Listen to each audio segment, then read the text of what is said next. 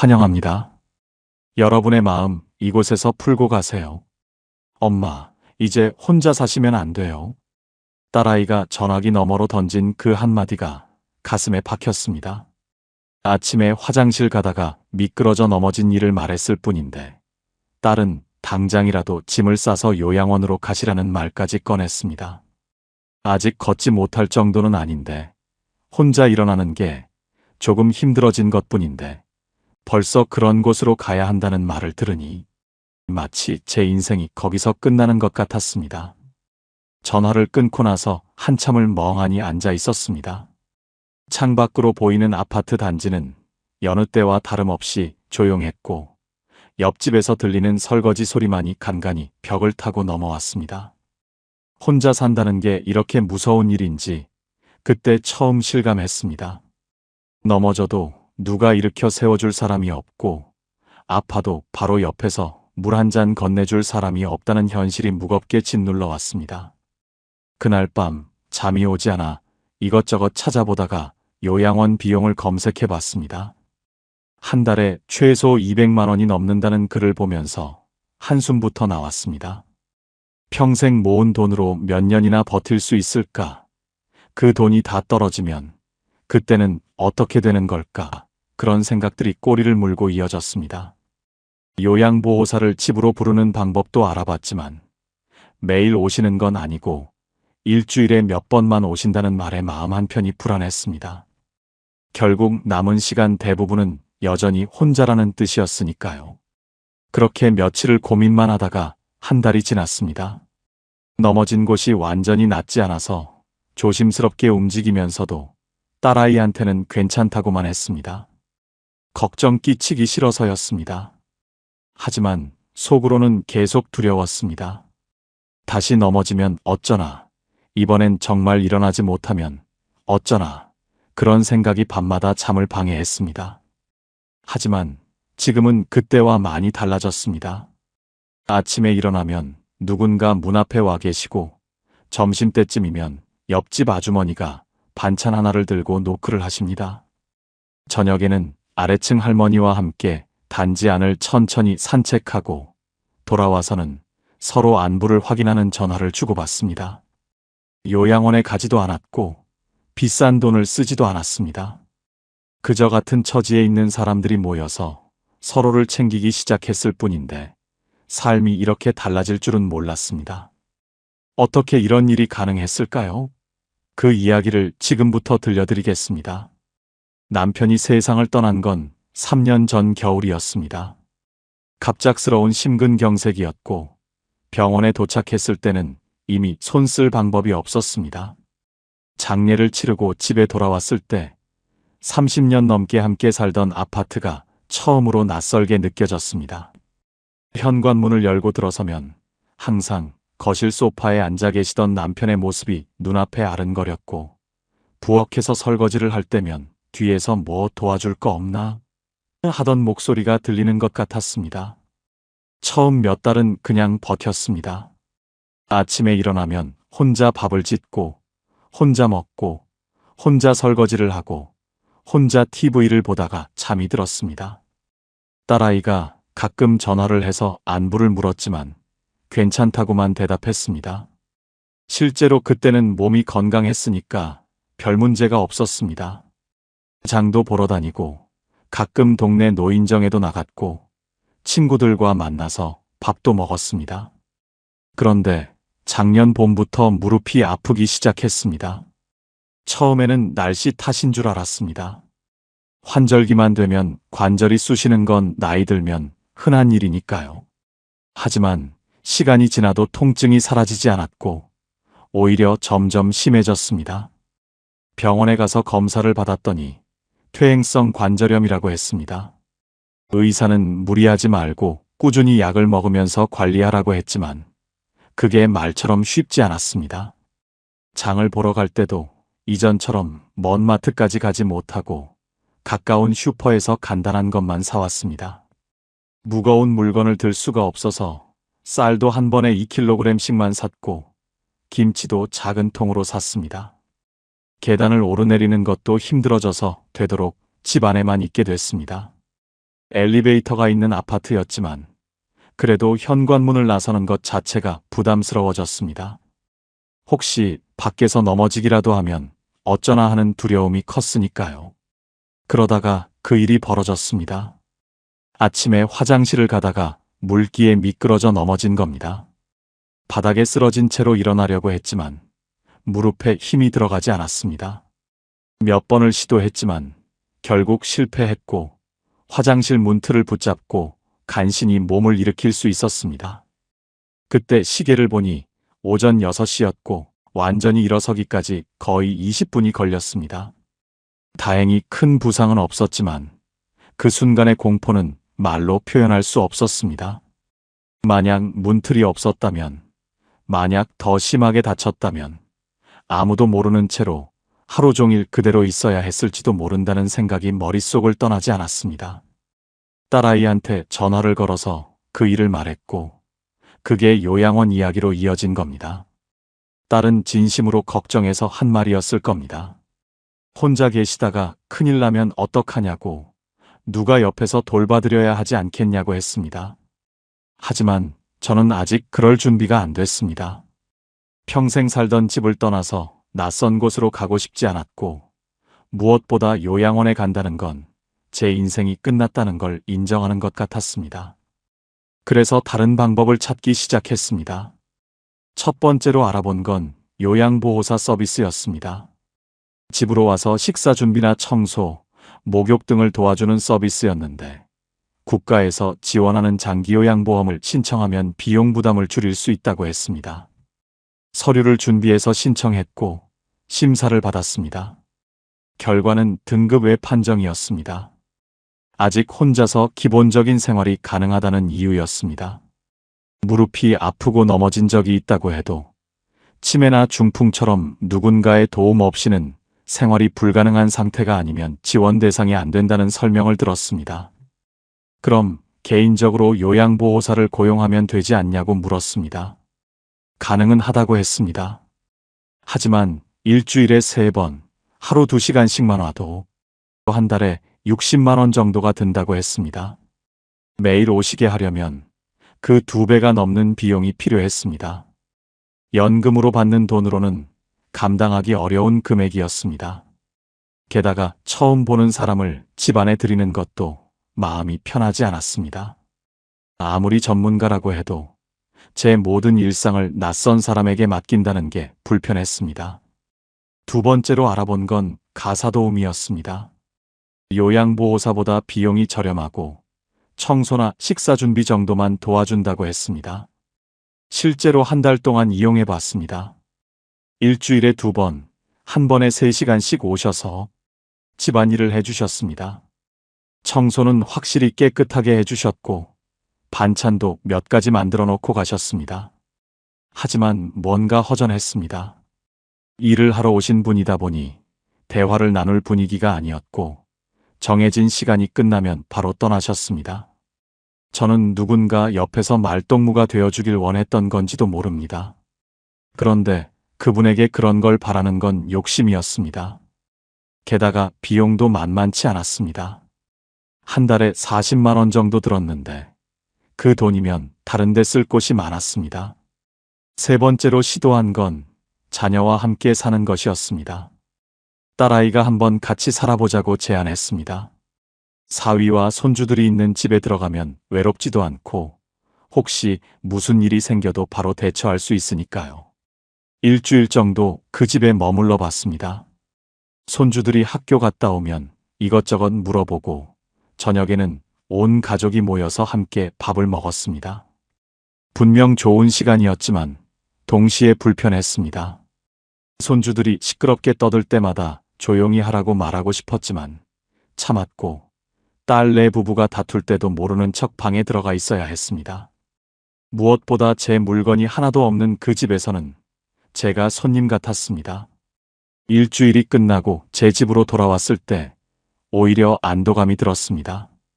그렇게 3가지 방법을 다 시도해봤지만 어느 것도 제대로 된 답이 되지 못했습니다. 요양보호사는 비용과 자격 문제로 불가능했고 가사도우미는 제가 원하는 정서적 교류를 채워주지 못했으며 자녀와의 동거는 서로에게 부담이 됐습니다. 결국 다시 혼자 사는 일상으로 돌아왔지만 불안감은 더 커졌습니다. 이제 뭘 해야 할지 막막했습니다. 그때 제 마음속에는 한 가지 생각이 자리 잡고 있었습니다. 나 같은 사람이 나만 있을까? 이 아파트 단지에도, 이 동네에도 혼자 사는 노인들이 많았습니다. 복도에서 마주칠 때마다 가볍게 인사만 나눴지만 그분들도 아마 비슷한 고민을 하고 계실 거라는 생각이 들었습니다. 혼자 밥 먹고, 혼자 TV 보고, 혼자 잠들면서 혹시 내일 아침에 일어나지 못하면 어쩌나 하는 두려움을 안고 사는 사람들. 만약 그런 사람들이 서로 도울 수 있다면 어떨까? 그런 생각이 머릿속을 떠나지 않았습니다. 하지만 누구한테 먼저 말을 꺼내야 할지 몰랐습니다. 괜히 이상한 사람으로 보일까봐 겁도 났습니다. 그러다가 한 달쯤 지났을 때 아파트 게시판에 붙은 공지 하나를 발견했습니다. 관리사무소에서 독거노인 안부 확인 서비스를 시작한다는 내용이었습니다. 일주일에 한 번씩 전화로 안부를 확인하고 필요하면 복지 서비스를 연결해 준다고 했습니다. 별로 기대는 안 했지만 그래도 신청했습니다. 첫 전화가 왔을 때 관리사무소 직원이 아니라 같은 아파트에 사는 봉사자분이셨습니다. 70대 초반의 여성분이었고 본인도 혼자 산다고 하셨습니다. 저도 비슷한 처지라서 신청하신 분들한테 전화드리는 거예요. 서로 챙기면서 살자는 취지래요. 그분의 목소리는 따뜻했고 대화가 자연스럽게 이어졌습니다.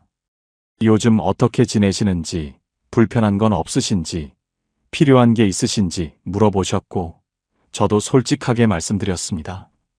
무릎이 안 좋아서 집 밖에 나가기 힘들고 가끔 외로울 때가 있다고요. 그분이 제안하셨습니다. 우리 같이 사는 분들끼리 한번 모여볼까요?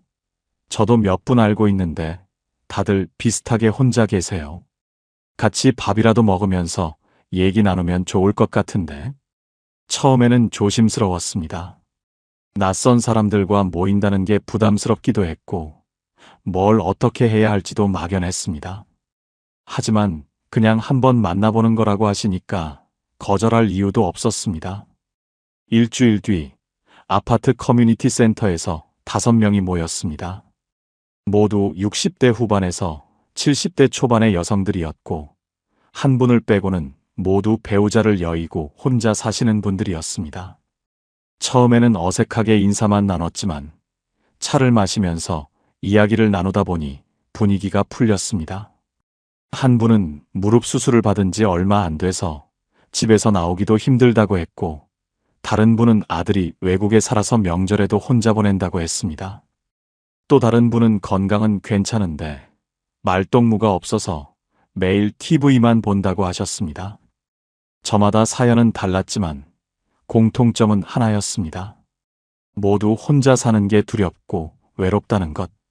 그리고 요양원에 가고 싶지는 않지만 그렇다고 혼자 버티기도 힘들다는 것. 그 자리에서 누군가 말했습니다. 우리끼리 도우면서 살면 안 될까요? 그 말에 모두가 고개를 끄덕였지만 구체적으로 어떻게 해야 할지는 아무도 몰랐습니다. 그래도 일단 시작해보기로 했습니다. 매주 한 번씩 모여서 차를 마시며 안부를 나누고 혹시 누가 아프거나 도움이 필요하면 서로 연락하기로 했습니다. 별것 아닌 것처럼 보였지만 그게 시작이었습니다. 첫 모임이 끝나고 집에 돌아왔을 때 마음 한편이 가벼워진 느낌이었습니다.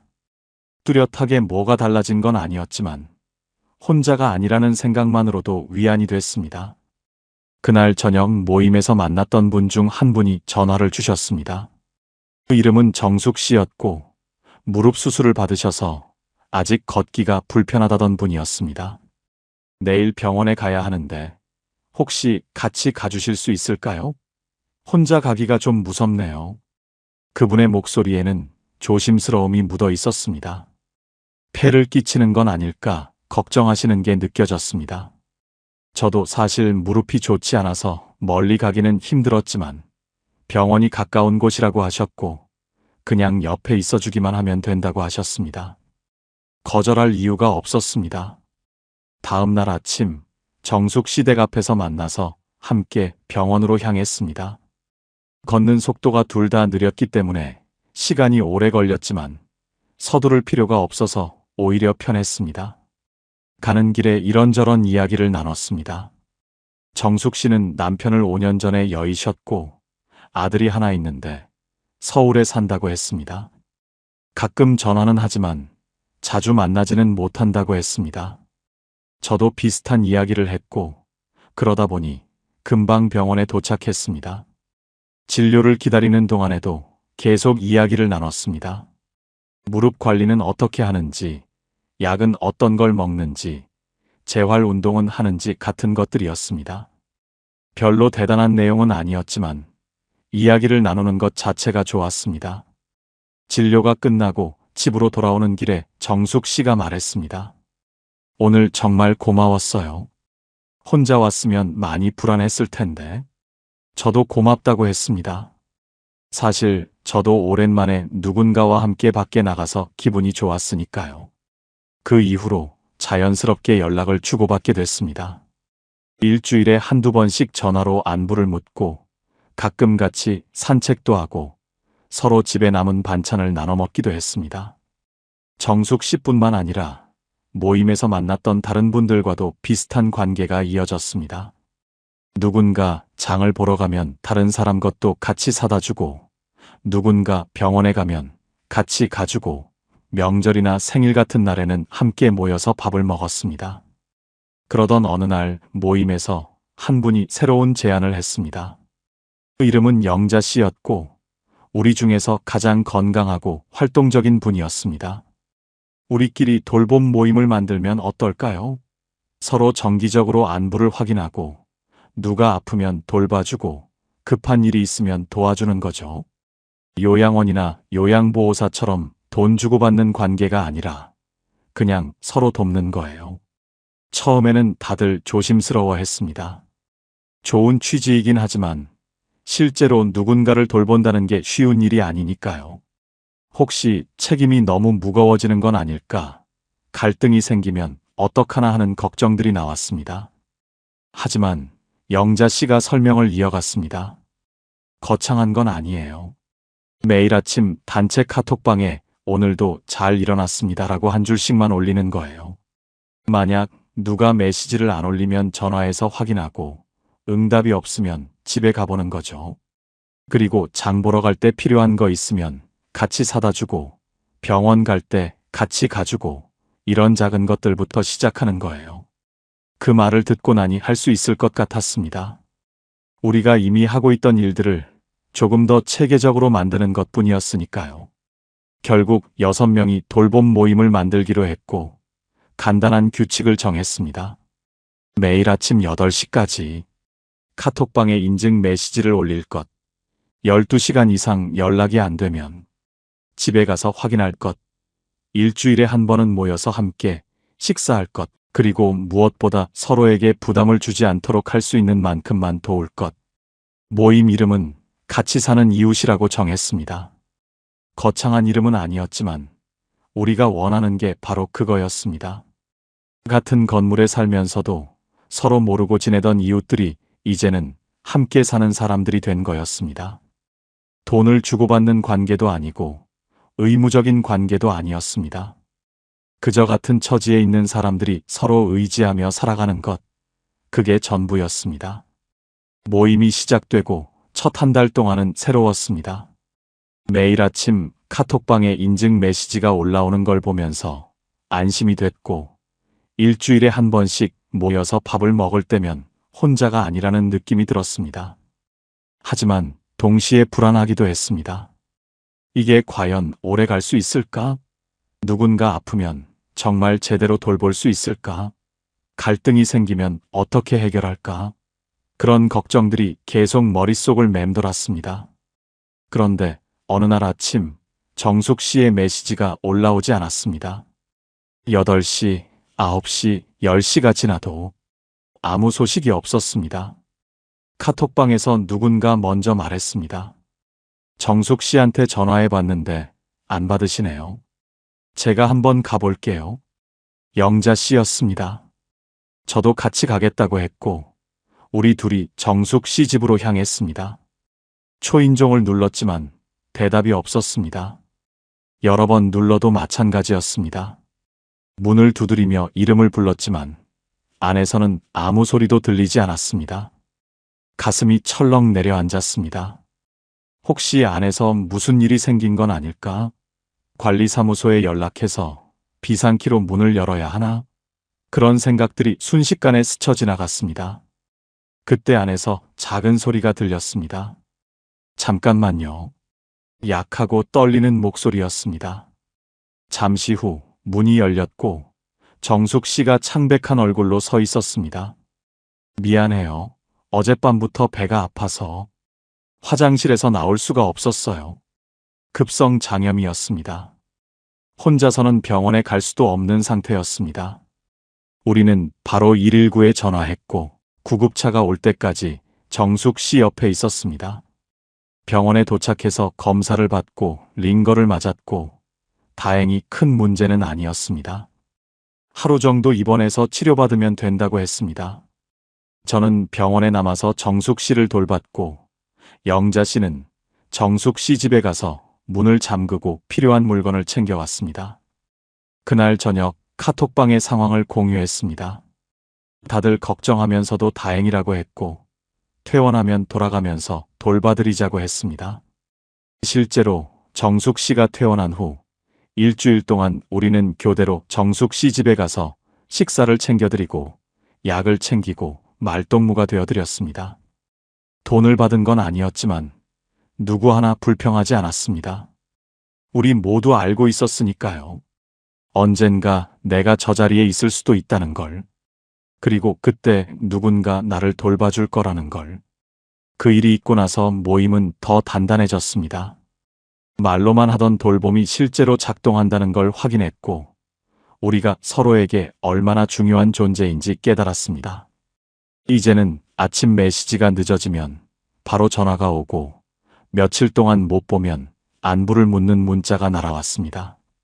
일주일에 한 번 모이는 식사 자리는 우리에게 가장 중요한 일정이 됐고 그 자리에서 우리는 서로의 고민을 나누고 해결책을 찾았습니다.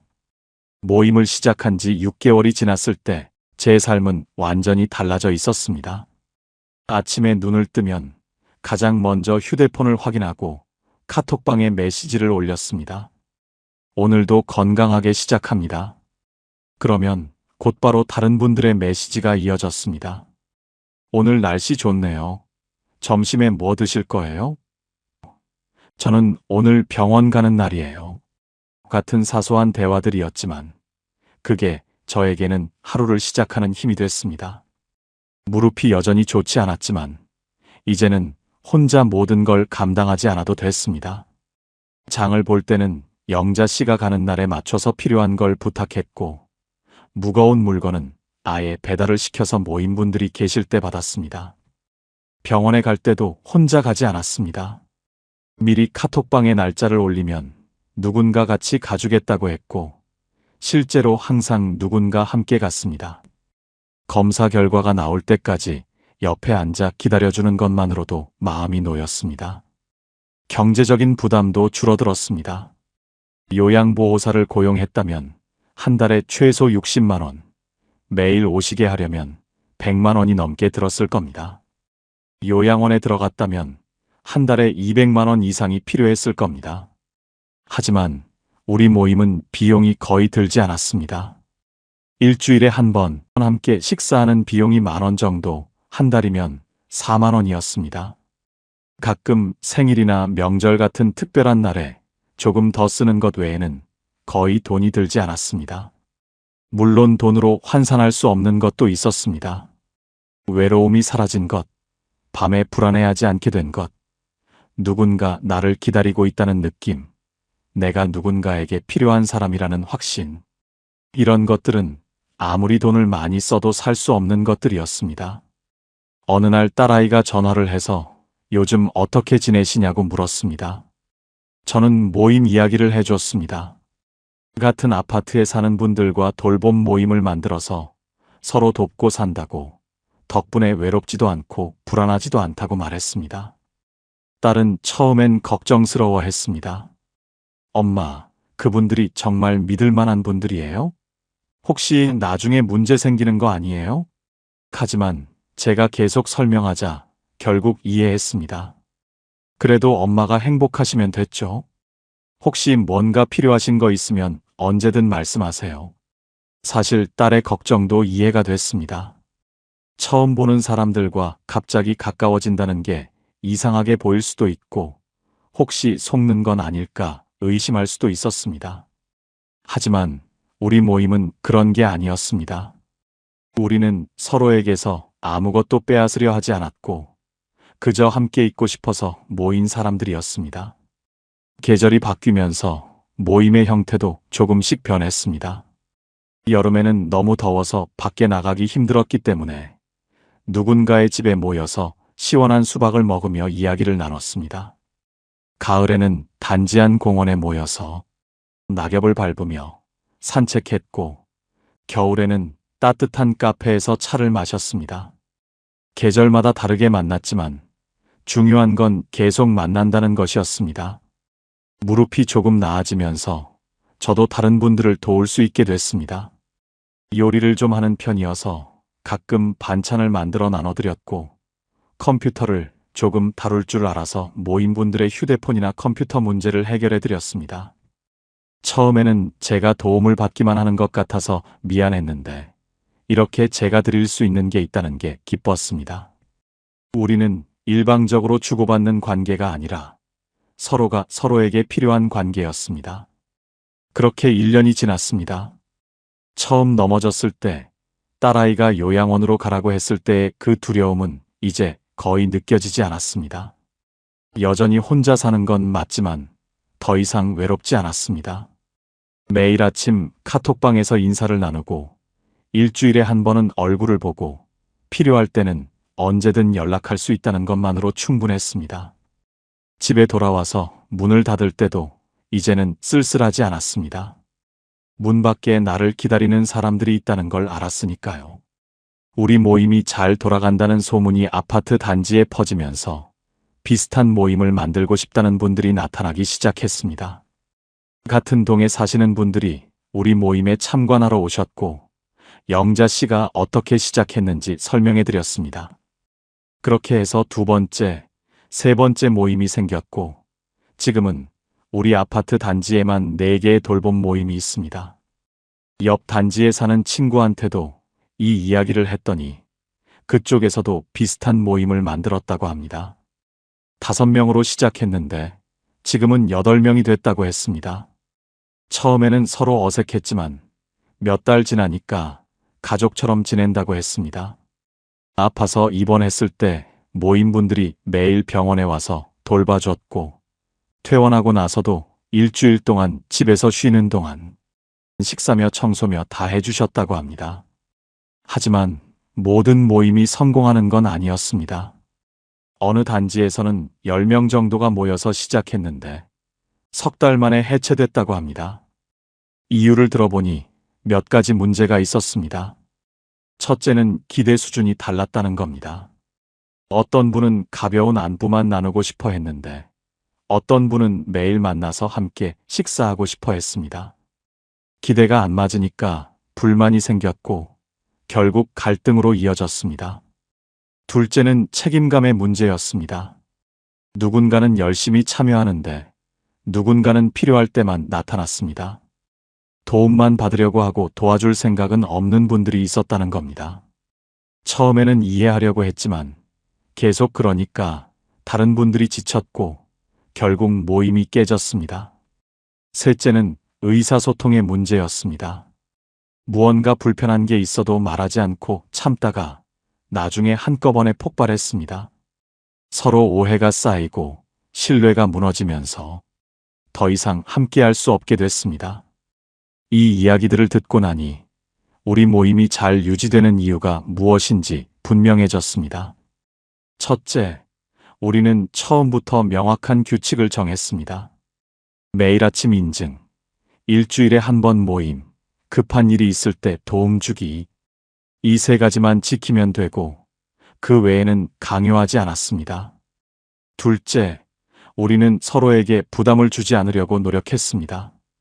도움을 요청할 때도 조심스럽게 물어봤고 도움을 줄 때도 할 수 있는 만큼만 했습니다. 셋째, 우리는 불편한 것을 바로바로 이야기했습니다. 매주 만나는 자리에서 요즘 불편한 게 없는지, 개선할 점은 없는지 함께 이야기했습니다. 하지만 이런 모임이 모든 사람에게 맞는 건 아닙니다. 어떤 분들은 혼자 있는 게 더 편하고 어떤 분들은 이미 가족이나 친구들과 충분한 관계를 맺고 있습니다. 또 어떤 분들은 성격상 모임 생활이 맞지 않을 수도 있습니다. 그런 분들에게 억지로 권할 수는 없습니다. 그리고 이런 모임이 가능하려면 몇 가지 전제 조건이 있습니다. 첫째, 지리적으로 가까워야 합니다. 우리 모임이 잘 되는 이유 중 하나는 모두 같은 아파트에 살아서 걸어서 5분 안에 만날 수 있기 때문입니다. 만약 멀리 떨어져 있다면 자주 만나기 어렵고 급한 일이 생겨도 바로 달려갈 수 없습니다. 둘째, 비슷한 처지여야 합니다. 우리 모임은 모두 혼자 살고 건강이 완전히 나쁜 건 아니지만 약간씩 불편한 점이 있는 분들로 구성됐습니다. 만약 한 분이 너무 아프거나 치매가 있다면 다른 분들이 감당하기 어려울 겁니다. 그런 경우에는 전문적인 돌봄이 필요합니다. 셋째, 서로 신뢰할 수 있어야 합니다. 처음 만났을 때부터 완벽하게 신뢰할 수는 없지만 시간이 지나면서 서로를 알아가고 믿게 되는 과정이 필요합니다. 만약 누군가 거짓말을 하거나 약속을 안 지키면 신뢰가 무너지고 모임도 깨집니다. 넷째, 경제적으로 비슷한 수준이어야 합니다. 우리 모임은 모두 국민연금이나 기초연금으로 생활하는 분들입니다. 만약 누군가 경제적으로 여유가 많거나 반대로 너무 어렵다면 모임 활동을 함께 하는데 불편함이 생길 수 있습니다. 이런 조건들이 맞아떨어졌기 때문에 우리 모임이 지금까지 잘 유지되고 있는 겁니다. 그래서 누구에게나 이 방법을 권할 수는 없습니다. 하지만 만약 비슷한 상황에 있는 분이라면 한번 시도해 볼 만한 가치는 충분히 있다고 생각합니다. 마지막으로 세 가지 조언을 드리고 싶습니다. 첫째, 작게 시작하세요. 처음부터 많은 사람을 모으려고 하지 말고 3명에서 5명 정도로 시작하는 게 좋습니다. 사람이 많으면 의견을 모으기 어렵고 관계를 깊게 맺기도 힘듭니다. 작게 시작해서 잘 되면 자연스럽게 사람이 늘어납니다. 둘째, 규칙을 명확하게 정하세요. 얼마나 자주 만날지, 어떤 방식으로 도울지, 비용은 어떻게 부담할지 같은 것들을 처음부터 명확하게 정해야 나중에 오해가 생기지 않습니다. 말로만 하지 말고 글로 써서 모두가 볼 수 있게 하는 것도 좋습니다. 셋째, 서두르지 마세요. 처음부터 완벽한 모임을 만들려고 하면 부담스럽고 지칩니다. 일단 가볍게 시작해서 시간이 지나면서 자연스럽게 관계가 깊어지도록 하세요. 억지로 친해지려고 하지 말고 서로 필요할 때 도와주다 보면 자연스럽게 가까워집니다. 저는 이 모임을 통해서 제 인생의 마지막 시간이 외롭지 않을 거라는 확신을 얻었습니다. 요양원에 가지 않아도, 큰 돈을 쓰지 않아도, 자녀에게 부담을 주지 않아도 충분히 행복하게 살 수 있다는 걸 배웠습니다. 혼자 사는 게 두렵다면 같은 처지의 이웃들과 함께 사는 방법을 찾아보세요. 분명 당신의 삶도 달라질 겁니다. 오늘 영상을 보며 여러분은 어떤 생각이 드셨나요? 여러분의 경험과 생각을 댓글로 나눠주세요. 여러분의 이야기가 누군가에게 큰 위로와 깨달음이 될 것입니다. 오늘도 끝까지 시청해주신 여러분께 깊은 감사를 드립니다. 오늘 영상이 도움이 되셨다면 소중한 분들께 공유해 주시고 구독과 좋아요로 저를 응원해 주세요. 여러분과의 소중한 연결이 저에게 큰 힘이 됩니다. 오늘도 행복한 하루 되세요. 이상으로 마음 풀고 가세요 였습니다. 환영합니다. 여러분의 마음, 이곳에서 풀고 가세요. 2026년 기초연금 또 이렇게 바뀝니다. 혹시 여러분, 요즘 이런 얘기 들어보셨나요? 기초연금 내년부터 없어진대. 정부가 돈 없어서 다 끊는데. 우리 같은 사람은 이제 못 받는데. 저도 들었습니다. 동네 경로당에서도, 카카오톡 단체방에서도, 심지어 은행 창구에서도 이런 얘기가 떠돌고 있더군요. 그래서 오늘 제가 직접 확인했습니다. 보건복지부 담당자와 통화하고 국민연금공단 자료를 모두 검토했습니다. 그리고 여러분께 분명하게 말씀드립니다. 기초연금 절대 없어지지 않습니다. 오히려 2026년에는 더 많은 분들이 받게 됩니다. 지금 이 순간에도 전국에서 700만 명이 넘는 어르신들이 매달 기초연금을 받고 계십니다. 그런데 왜 이런 소문이 나돌까요? 왜 많은 어르신들이 불안해하실까요? 오늘 이 시간 그 모든 의문을 풀어드리겠습니다. 지난주 목요일이었습니다. 72세 김순옥 어르신께서 제게 전화를 주셨습니다. 선생님, 저 이번 달 기초연금 안 들어오면 어떡하죠? 약값도 내야 하고 전기세도 밀렸는데 밤에 잠도 못 자겠어요. 휴대폰 알림만 떠도 가슴이 철렁 내려앉아요. 목소리가 떨리고 계셨습니다. 저는 그 순간 깨달았습니다. 기초연금이 단순히 34만 원의 돈이 아니라는 것을. 이건 어르신들의 마음의 버팀목이고 생활의 든든한 울타리라는 것을. 그래서 제가 김순옥 어르신께 이렇게 말씀드렸습니다. 어머님, 걱정하지 마세요. 기초연금은 없어지지 않습니다. 오늘 밤부터는 푹 주무셔도 됩니다. 그리고 정확한 자료를 보여드렸습니다. 올해 현재 기준입니다. 혼자 사시는 분은 월 소득 인정액이 228만 원 이하, 부부가 함께 사시는 분은 364만 원 이하면 기초연금을 받으실 수 있습니다. 그런데 2026년에는 이 기준이 더 올라갑니다. 혼자 사시는 분 230만 원대 초반, 부부는 370만 원대 안팎으로 상향될 예정입니다. 무슨 뜻일까요? 작년에 소득이 조금 높아서 탈락하셨던 분들도 내년에는 받으실 수 있다는 얘기입니다. 더 놀라운 소식이 있습니다. 2026년부터는 소득 하위 20% 노인분들께 월 최대 40만 원까지 지급하는 방안이 확정 단계에 있습니다. 이게 축소입니까? 아닙니다. 확대입니다. 강화입니다. 그렇다면 왜 이런 소문이 퍼진 걸까요? 정부가 제도를 재검토한다고 하면 사람들은 자동으로 줄이겠구나 라고 생각합니다. 조정한다는 말을 들으면 우리한테 불리하게 바뀌겠구나 라고 받아들입니다. 하지만 실상은 정반대입니다. 보건복지부가 추진하는 2026년 기초연금 개편안의 핵심은 더 많은 어르신들께 더 안정적으로 더 쉽게입니다. 신청 절차는 더욱 간소해집니다.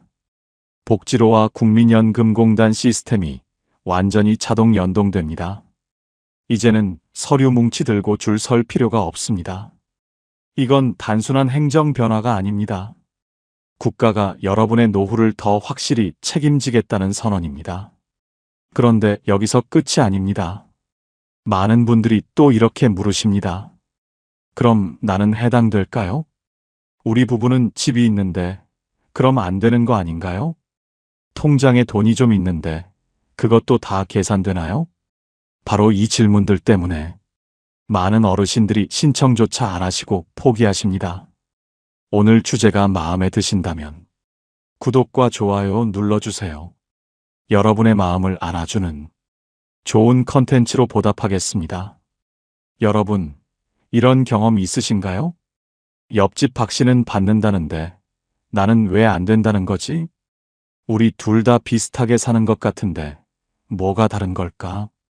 이 차이를 만드는 단 하나의 기준, 바로 소득 인정액입니다. 어렵죠? 저도 처음엔 어려웠습니다. 그래서 최대한 쉽게 풀어드리겠습니다. 소득인 정액을 학교 성적표라고 생각해 보세요. 국어, 영어, 수학 점수를 합쳐서 총점을 내잖아요. 소득인 정액도 똑같습니다. 두 가지를 합칩니다. 소득평가액과 재산의 소득환산액. 소득평가액은 간단합니다. 실제로 매달 통장에 들어오는 돈입니다. 일해서 버는 돈, 연금 받는 돈, 이자 받는 돈, 이런 것들을 다 합친 겁니다. 그런데 여기 중요한 게 있습니다. 일해서 번 돈에는 30% 공제가 들어갑니다. 예를 들어 볼까요? 김순자 어르신이 경비 일을 하셔서 월 100만 원을 받으신다고 합시다. 그럼 실제로는 100만 원 전체가 아니라 30%를 뺀 70만 원만 소득으로 계산됩니다. 왜 그럴까요? 정부가 말합니다. 일하시는 분들의 의욕을 꺾고 싶지 않습니다. 일하면 손해보는 구조를 만들고 싶지 않습니다. 이게 바로 제도의 따뜻한 배려입니다. 자, 그럼 두 번째, 재산의 소득 환산액입니다. 이게 좀 복잡한데요. 간단하게 말하면 이렇습니다. 집이나 예금, 자동차 같은 재산을 소득처럼 환산해서 계산하는 겁니다. 아니, 내가 돈 버는 것도 아닌데 왜 집이나 예금까지 소득으로 치냐고요? 이렇게 생각하실 수 있습니다. 저도 처음엔 그랬습니다. 하지만 정부 입장을 들어보면 이해가 됩니다. 예금이 5천만 원 있으면 그 돈으로 어느 정도 생활이 가능하다. 그러니 그것도 고려해야 한다. 이게 정부의 논리입니다. 그럼 구체적으로 어떻게 계산될까요? 금융재산의 경우입니다. 통장에 1,000만 원이 있다고 해봅시다. 정부는 2천만 원까지는 기본 공제를 해줍니다. 즉, 1,000만 원은 계산에 전혀 안 들어갑니다. 하지만 3천만 원이 있다면 2천만 원을 빼고 남은 1,000만 원에 대해서 연 4%를 소득으로 계산합니다. 1,000만 원의 4%는 40만 원. 이걸 12개월로 나누면 매달 약 3만 3천 원이 소득으로 잡히는 겁니다. 겨우 3만 3천 원? 이렇게 생각하실 수도 있습니다. 하지만 여러분, 기초연금은 단 1만 원 차이로도 당락이 갈립니다. 실제로 올해 기준 228만 원을 딱 1만 원 초과해서 탈락하신 분들이 계십니다. 부동산도 마찬가지입니다. 본인이 사시는 집은 지역별 기준에 따라 공제됩니다. 대도시 기준으로는 현재 약 1억 3,500만 원까지 공제됩니다. 그 이상인 부분만 계산 대상입니다.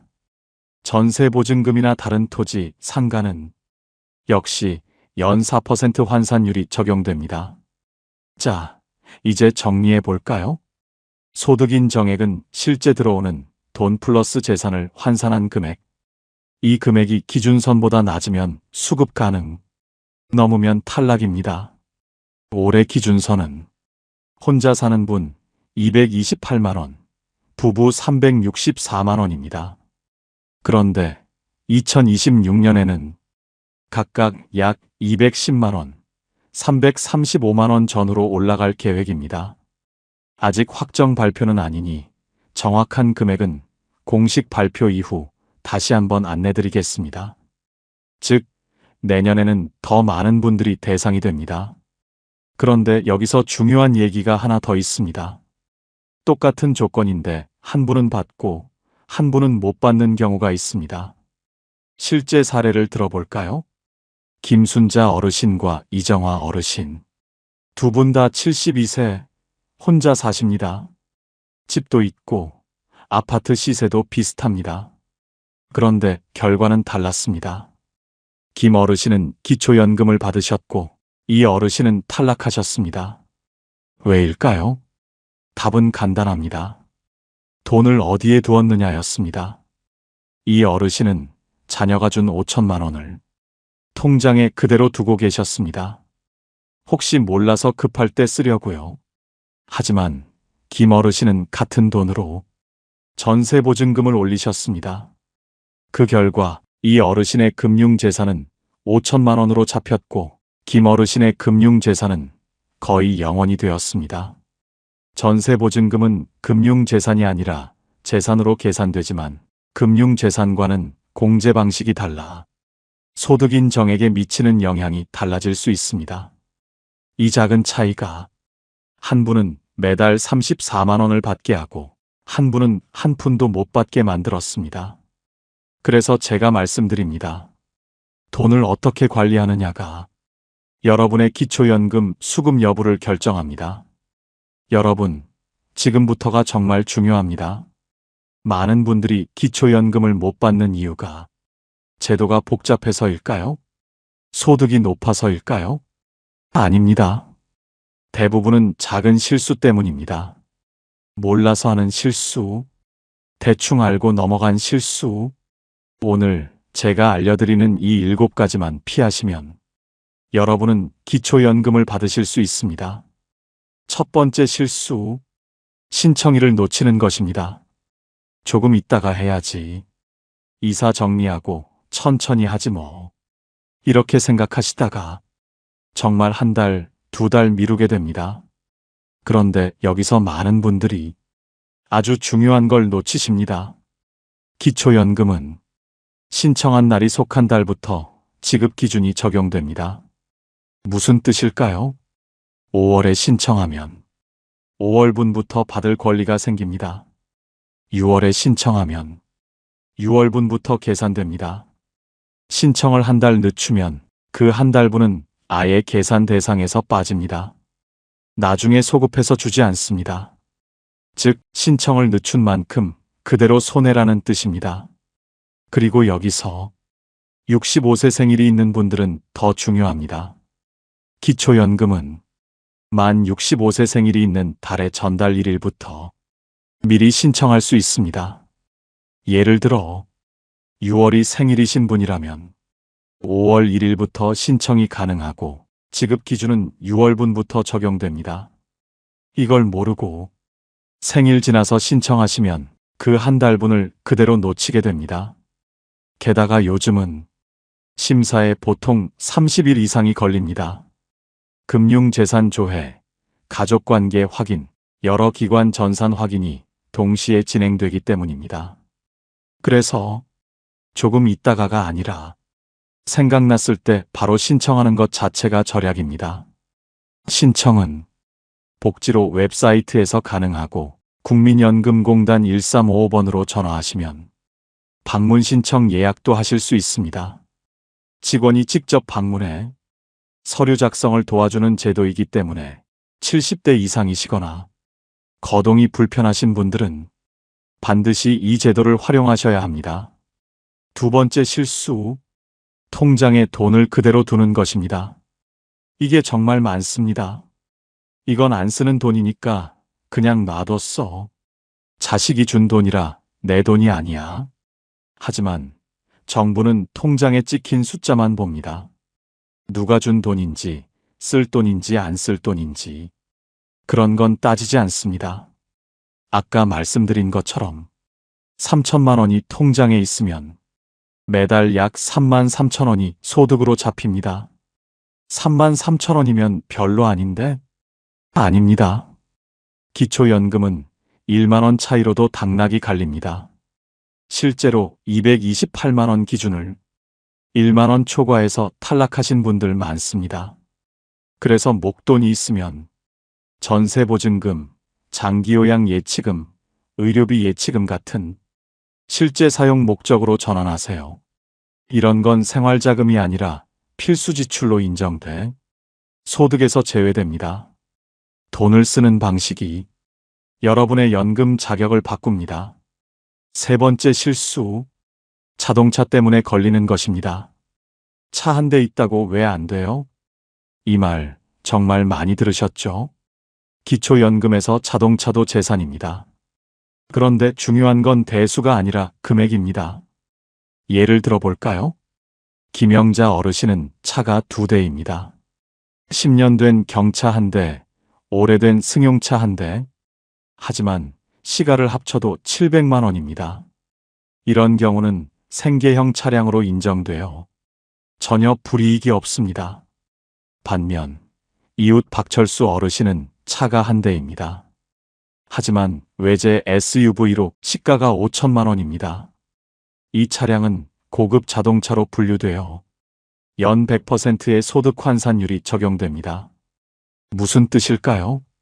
5천만 원 전액이 소득으로 계산되어 매달 약 416만 원의 소득이 있는 것으로 잡힙니다. 이러면 기초연금은 불가능합니다. 결론입니다. 차가 여러 대여도 낡고 시가가 낮으면 괜찮습니다. 하지만 한 대라도 고가 차량이면 그 한 대가 전체를 막아버립니다. 예외가 있습니다. 기초연금에서는 자동차의 배기량이나 연식이 아니라 차량의 가액과 사용 목적을 함께 봅니다. 특히 생업이나 농업, 영업에 실제로 사용되는 차량은 일정 요건을 충족할 경우 소득 재산 산정에서 제외될 수 있습니다. 그래서 농사용 트럭, 택배용 화물차, 학원 차량 등 실제 생업에 사용되는 차량은 소득으로 보지 않는 경우가 많습니다. 차량을 바꾸기 전에는 반드시 국민연금공단 1355번에 문의하세요. 차 바꿨다가 연금 끊겼다는 분들 실제로 정말 많습니다. 네 번째 실수, 공동명의 부동산을 방치하는 것입니다. 집은 내 이름이랑 아들 이름이 반반인데 괜찮지 않나요? 아닙니다. 기초연금 심사에서는 공동명의도 그대로 계산됩니다. 2억 원짜리 집을 자녀와 반반 소유하면 1억 원이 본인 재산으로 잡힙니다. 주택은 2025년 기준 1억 3,500만 원까지 공제되지만 그 이상은 소득 환산 대상입니다. 연 4% 환산율을 적용하니 공제 후 1억 원이면 매달 약 33만 원이 소득처럼 계산됩니다. 이건 엄청난 금액입니다. 그래서 자녀와 공동명의보다는 실소유자를 명확히 하거나 담보 설정으로 소득 환산을 방지하는 게 중요합니다. 단, 명의 변경은 세금 이슈가 있으니 기초연금센터나 행정복지센터에서 먼저 상담받고 진행하세요. 다섯 번째 실수, 이자소득이나 연금소득을 누락하는 것입니다. 그거 몇만 원인데 굳이 써야 하나? 그 몇만 원 때문에 재심사 대상이 됩니다. 기초연금은 전산으로 모든 기관이 연결되어 있습니다. 국세청, 국민건강보험공단, 은행, 보험사, 모든 데이터가 통합 조회됩니다. 이자나 연금 소득을 숨기면 오히려 불이익입니다. 소득 불일치가 감지되면 지급이 보류되고 최대 3개월간 심사가 중단될 수 있습니다. 오히려 정직하게 전부 신고하면 신뢰 대상으로 분류돼 처리 속도가 빨라집니다. 실제로 복지부 통계에 따르면 완전 신고자의 평균 지급 개시 기간은 21일, 소득 불일치자는 46일입니다. 2배 이상 차이 납니다. 여섯 번째 실수, 주소나 가족관계 변경을 신고 안 하는 것입니다. 기초연금은 세대 단위로 심사됩니다. 그래서 누가 같이 사느냐, 주소가 어떻게 되어 있느냐가 매우 중요합니다. 예를 들어 자녀가 결혼해서 나갔는데도 주민등록상 아직 부모님과 같은 주소라면 소득인 정액이 두 사람 합산으로 계산됩니다. 반대로 배우자가 돌아가셨는데 가족관계 변경이 늦어져도 불이익을 받습니다. 지금은 제도가 완화되어 신청일 기준 3개월 이내 정정하면 그대로 인정됩니다. 하지만 그 기간이 지나면 다시 심사해야 하니 꼭 빨리 신고하세요. 일곱 번째 실수, 중복 수급이 안 된다는 착각입니다. 국민연금 받으면 기초연금 못 받잖아요. 기초생활수급자는 안 된다던데요? 아닙니다. 기초연금은 다른 복지와 병행이 가능합니다. 단, 일부 복지제도에서는 기초연금액 일부가 소득으로 반영돼 감액될 수 있습니다. 하지만 기초연금 자체는 절대 끊기지 않습니다. 그리고 2026년부터는 국민연금과의 연계가 더 강화되어 월 60만 원 이하의 국민연금 수급자도 기초연금을 함께 받을 수 있습니다. 즉, 국민연금을 받는다고 해서 기초연금이 줄어드는 게 아니라 두 제도가 서로 보완하는 구조로 바뀌는 겁니다. 이 7가지만 지키면 기초연금은 더 이상 어렵고 불안한 제도가 아닙니다. 그냥 신청만 하면 받는 내 돈이 됩니다. 기초연금 신청하러 갔는데 서류가 부족하다고 돌려보내더라고요. 복지로에서 신청했는데 처리 결과가 한 달째 감감무소식이에요. 이런 말 주변에서 많이 들으셨죠? 하지만 이제는 다릅니다. 2026년부터는 복잡한 절차 없이 누구나 쉽게 신청할 수 있도록 제도가 완전히 바뀝니다. 지금부터 차근차근 알려드리겠습니다. 신청할 수 있는 곳 3곳입니다. 하나만 선택하시면 됩니다. 첫째, 주소지 행정복지센터, 동사무소입니다. 가장 일반적인 방법입니다.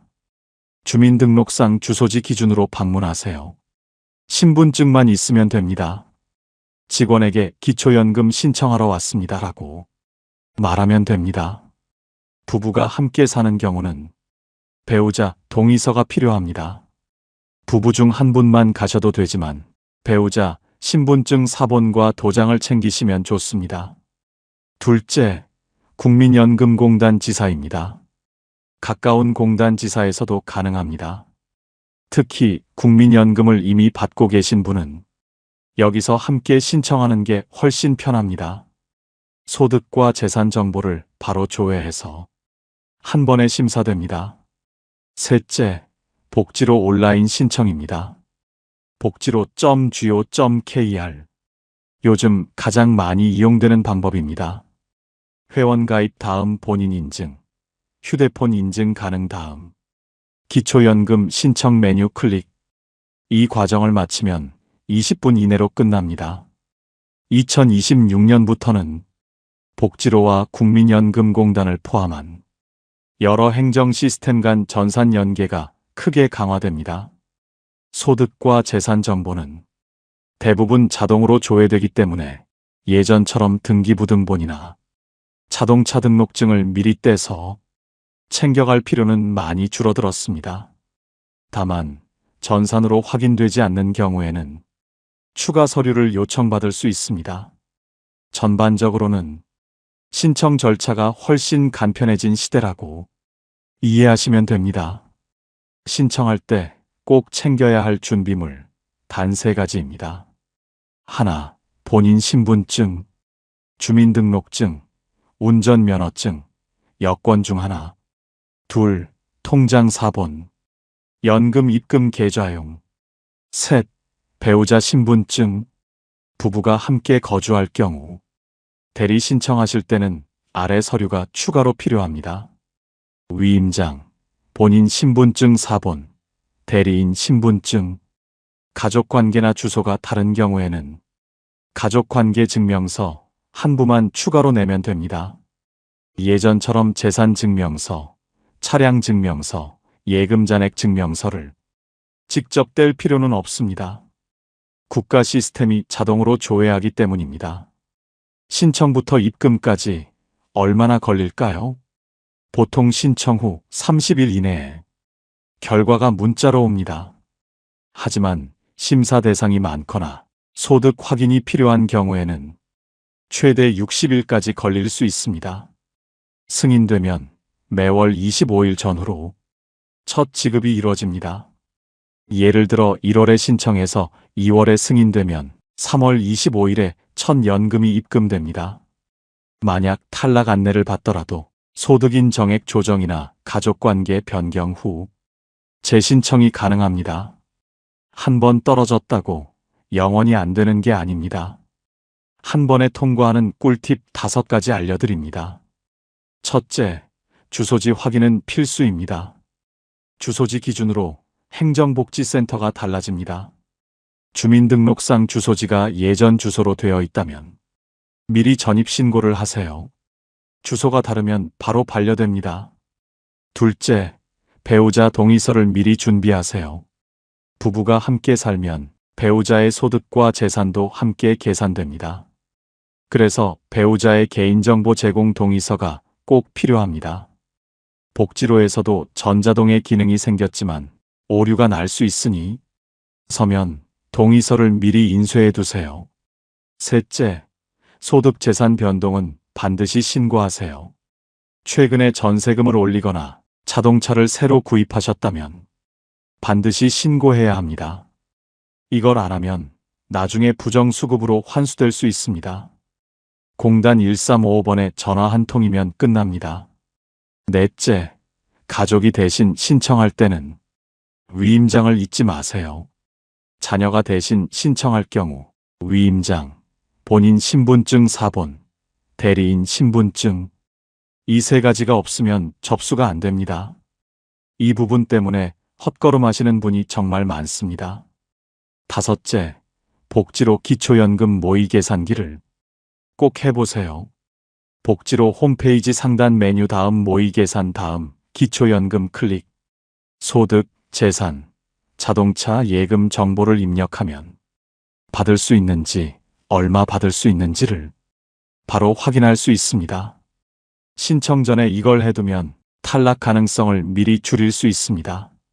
자주 묻는 질문 정리해드립니다. 신청은 한 번만 하면 되나요?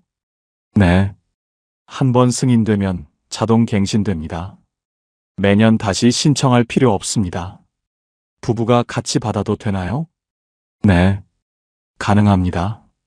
다만 부부가 함께 받을 경우 소득합산으로 심사되며 2026년부터는 감액률이 20%에서 15%로 완화됩니다.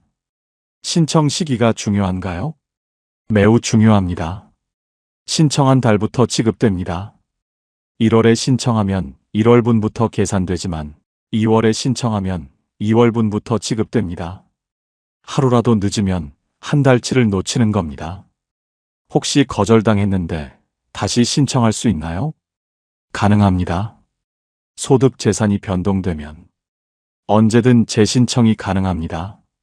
공단 1355번에 문의하면 재심사 신청 절차를 안내받을 수 있습니다. 이제는 기초연금 신청, 복잡하다는 말이 옛말입니다. 이제는 클릭 몇 번, 전화 한 통이면 끝나는 시대입니다. 한 번만 해두면 평생 혜택이 이어집니다. 여러분, 이런 말 들어보셨죠? 나는 국민연금이 있어서 기초연금은 못 받아. 조금이라도 받으면 다 깎인다더라. 이건 오래된 이야기입니다. 지금은 제도가 완전히 바뀌었습니다. 핵심부터 말씀드리면 국민연금이 있어도 기초연금을 받을 수 있습니다. 단 조건이 있습니다. 소득인 정액이 기준 이하여야 합니다. 즉, 국민연금 금액이 얼마인지보다 그걸 포함한 전체 생활 수준이 기준 이하인가를 보는 겁니다. 실제로는 이렇게 계산됩니다. 예를 들어 볼까요? 박영호 어르신이 국민연금으로 매달 55만 원을 받고 있습니다. 다른 근로소득은 없고 집 한 채, 시가 1억 원과 예금 1,000만 원이 있습니다. 이 경우 근로소득 없음, 국민연금 55만 원, 금융재산 1,000만 원, 공제 후 소득환산량 0원, 2천만 원까지 공제, 주택 1억 원, 공제 기준 이하, 결과적으로 소득인 정액은 약 55만 원입니다. 즉, 기준인 228만 원 2025년 기준보다 훨씬 낮죠. 따라서 이분은 국민연금을 받으면서도 기초연금 30만 원에서 40만 원을 추가로 받을 수 있습니다. 즉, 국민연금이 있다고 해서 자동으로 탈락되는 게 아니라 국민연금 금액이 적당하면 두 연금을 함께 받을 수 있습니다. 현재 기준으로 보면 국민연금을 월 60만 원 이하로 받고 있다면 기초연금 수급 가능성이 매우 높습니다. 물론 부부가 함께 받는 경우에는 합산되지만 2026년부터는 감액률 완화로 부부가 함께 받아도 불이익이 줄어듭니다. 이런 경우엔 주의하세요. 첫째, 국민연금 수급액이 높을 때입니다. 월 100만 원 이상이면 기준을 넘길 수 있습니다. 하지만 이것도 다른 재산이 거의 없는 경우라면 가능성이 있습니다. 둘째, 사적연금도 포함됩니다. 보험사에서 받는 개인연금, 즉 연금저축형 보험금도 소득으로 계산됩니다. 이건 국민연금과 별개로 계산되기 때문에 금액이 많으면 기준을 넘길 수 있습니다. 셋째, 배우자와 합산심사됩니다. 부부가 함께 살고 있다면 두 사람의 소득과 재산이 모두 합쳐집니다. 그래서 국민연금이 적더라도 배우자가 근로소득이 있거나 금융자산이 많으면 탈락할 수 있습니다. 그렇다면 어떻게 해야 둘 다 받을 수 있을까요? 기초연금의 핵심은 소득인 정액 줄이기입니다. 합법적이고 정당한 방식으로 생활 수준을 현실에 맞게 반영하면 됩니다. 다음의 세 가지를 기억하세요. 첫째, 전세보증금, 주택으로 돌려두기. 현금으로 가지고 있으면 소득으로 계산되지만 주거용 전세금이나 본인 명의 집으로 전환하면 생활용 자산으로 공제됩니다. 둘째, 자동차는 생계형으로 분류되게 유지하기. 고급차로 분류되면 탈락 위험이 높습니다. 배기량 1600cc 미만, 시가 500만 원 미만, 10년 이상 된 차량이면 전혀 불이익이 없습니다. 셋째, 소득, 재산 변동 시 즉시 신고하기. 국민연금공단 1355번에 신고하면 소득인 정액이 자동 재산정되어 수급 유지가 가능합니다. 2025년 현재 국민연금과 기초연금을 함께 받는 어르신은 약 340만 명입니다. 전체 기초연금 수급자의 절반 이상이 두 제도를 동시에 수급하고 있는 셈입니다. 이건 제도의 취지가 이중 지원이 아니라 연금 사각지대를 메우기 위한 보완 구조로 바뀌었기 때문입니다. 정부는 2026년 이후 국민연금 수급액이 일정 기준 이하일 경우 기초연금 자동 연계 지급 제도를 검토 중입니다. 즉, 따로 신청하지 않아도 국민연금 수급자 명단 중 기준에 해당하는 분들은 자동으로 기초연금 심사를 받게 되는 방식입니다. 이 제도가 시행되면 기초연금은 찾아가는 복지에서 자동 지급 복지로 발전하게 됩니다. 이제 여러분이 해야 할 일은 아주 간단합니다. 하나, 복지로에서 기초연금 모의 계산을 해보세요. 둘, 국민연금공단 고객센터 1355번에 전화해서 국민연금과 기초연금 동시에 받을 수 있는지 확인하고 싶습니다라고 문의하세요. 이 두 가지만 하면 됩니다. 단 10분이면 매달 몇십만 원의 차이가 생길 수도 있습니다. 여러분, 기초연금은 한 번 탈락은 영원한 탈락이 아닙니다. 이건 정말 많은 분들이 오해하십니다. 작년에 안 됐으니까 난 끝났지 뭐. 그게 아닙니다. 소득, 재산, 가족관계는 해마다 변하기 때문에 조건이 바뀌면 언제든 재심사와 재신청이 가능합니다. 첫째, 재산이 줄어들면 자동 재검토를 요청하세요. 예를 들어 작년에 3천만 원 예금 때문에 탈락했는데 올해 생활비로 1천만 원을 쓰셨다면 그만큼 소득인 정액이 줄어들었을 가능성이 큽니다. 이럴 때는 복지로나 국민연금공단 1355번에 변동 신고를 하시면 됩니다. 공단이 다시 계산해서 기준에 맞으면 바로 수급자로 전환됩니다. 많은 분들이 이걸 몰라서 1년에서 2년씩 손해를 봅니다. 둘째, 자녀와 따로 살게 되면 가구 분리 신고를 하세요. 기초연금은 가구 단위로 계산되기 때문에 자녀와 주소지가 같으면 소득과 재산이 합산됩니다. 하지만 실제로 따로 살고 있다면 주소지만 분리해도 계산이 완전히 달라집니다.